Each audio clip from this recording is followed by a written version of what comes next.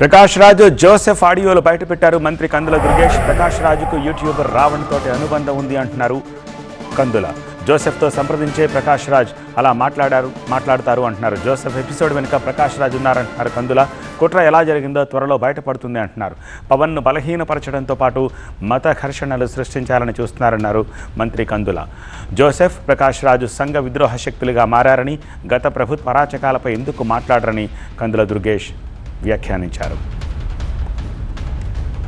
మేము గొర్రెలం కాదు, బానిస బ్రతుకు బ్రతకడానికి. ఈ బెదిరింపులు వద్దు నాగబాబు గారు. ప్రశ్నించడం మా హక్కు. ఏ నాయకుడైనా, నేనే నాయకుడు అనుకున్నవాడైనా సమాధానం ఇవ్వాల్సింది బాధ్యత. అర్థమైందా? జస్ట్ బండి ఎక్కి పారిపోయిన వాడిని ఎందుకు అరెస్ట్ చేయట్లేదు రేవంత్ రెడ్డి గారు అని ట్వీట్ చేయొచ్చా? కొందరు అమ్ముడుపోయిన మీడియాకి అంటే అది ప్రకాష్ రాజ్, జోసెఫ్ వెనుక వైసీపీ అధినేత జగన్ కూడా ఉన్నారంటూ తీవ్ర ఆరోపణలు చేశారు కందుల. అందరూ కలిసి మత ఘర్షణలకు కుట్రలు చేస్తున్నారని ఆగ్రహం వ్యక్తం చేశారు. కందుల ఫుల్ కమెంట్స్పై మా అసోసియేట్ ఎడిటర్ ఈశ్వర్ మరిన్ని డీటెయిల్స్ అందిస్తారు. ఆంధ్రప్రదేశ్లో మరో సరికొత్త రాజకీయ వివాదం మొదలైంది.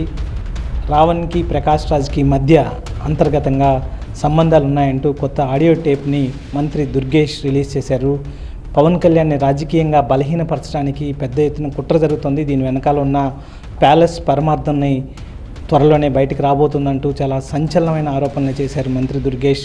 ప్రకాష్ రాజుకు సంబంధించి ఎందుకు ఇట్లాంటి వ్యవహారంలో పవన్ కళ్యాణ్ని టార్గెట్గా చేసుకున్నా, లేకపోతే ఆంధ్రప్రదేశ్ రాజకీయాన్ని టార్గెట్గా చేసుకున్నా ప్రకాష్ రాజు ఎందుకు ఇన్వాల్వ్ అయినట్టు అనుకుంటున్నారు? కూటమి ప్రభుత్వాన్ని అస్థిరపరచాలనేటువంటి ఆలోచన ప్రకాష్ రాజ్కి చాలా రోజులుగా ఉంది. ఒకసారి మనం వెనక్కి వెళ్ళి చూసుకుంటే, ఈ కూటమి ప్రభుత్వం అధికారంలోకి వచ్చిన తర్వాత ప్రకాష్ రాజ్ పెట్టినటువంటి అనేక జస్ట్ ఆస్కింగ్లు చూస్తే అతను కావాలని ఈ కూటమిని మాత్రమే ఆస్కింగ్ చేస్తున్నాడు, మిగతా పార్టీలను ఎక్కడ కూడా నో ఆస్కింగ్, నాట్ ఆస్కింగ్ అనేటువంటిది ఉంది.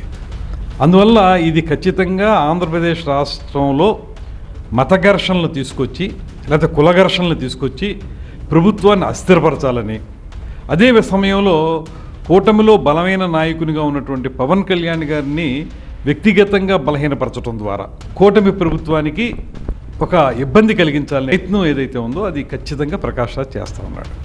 దాంతోపాటు ఇవాళ ప్యాలెస్ యొక్క డైరెక్షన్లో, తాడేపల్లి ప్యాలెస్ డైరెక్షన్లో వాళ్ళు ఇచ్చేటువంటి డబ్బులతోటి ప్రకాష్ రాజ్ కానీ, అదేవిధంగా మత ఘర్షణల కోసం రేకెత్తించే విధంగా మాట్లాడేటువంటి రావణ్ కానీ, వీళ్ళిద్దరూ కూడా ఆ రకమైనటువంటి ఒక అపవిత్ర బంధంలో ఉన్నారనేటువంటిది మనకి ఆడియో లీక్ వల్ల తెలిసింది, స్పష్టంగా అర్థమవుతూ ఉంది. ఇది సామాన్యమైన విషయం కాదు.